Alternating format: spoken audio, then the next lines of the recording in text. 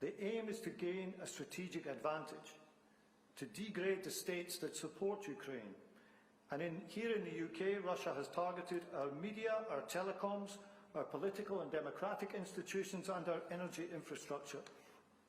And together with international partners, we recently publicly exposed a Russian military unit, Unit 29155, which has carried out a campaign of malicious cyber activity against NATO members. The unit has targeted the government services, financial services, transport systems, energy and healthcare sectors of NATO members. The activity of these groups isn't something new or that's just happened in recent months. They are unpredictable, they act with disregard for the potential geopolitical consequences, and with just one miscalculation could wreak havoc. Be in no doubt, the United Kingdom and others in this room are watching Russia. We know exactly what they are doing, and we are countering their attacks both publicly and behind the scenes. We know from history that appeasing dictators engaged in aggression against their neighbours only encourages them. Britain learned long ago the importance of standing strong in the face of such actions, and that is why we support Ukraine in its fight to decide its own destiny. Putin is a man who wants destruction, not peace. He is trying to deter our support for Ukraine with his threats, and he will not be successful.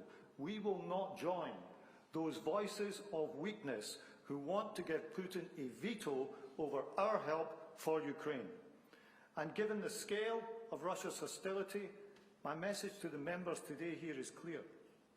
While no one should underestimate the Russian aggressive and reckless cyber threat to NATO, we will not be intimidated by it, and we will never allow it to dictate our decisions or our policies, and we will do everything to defend our countries against it.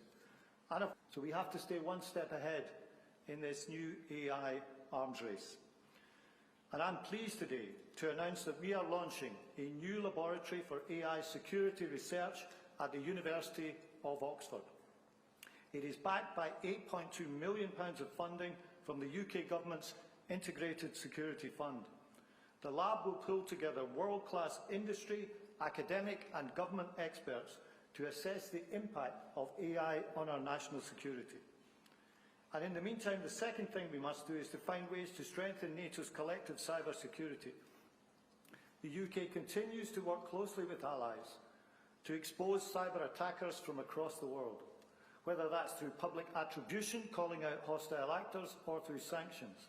But we are also looking to see where we can help NATO allies facing an increased threat to defend themselves. And so we're launching a new incident response project to help countries, including NATO allies, respond to attacks on their critical national infrastructure.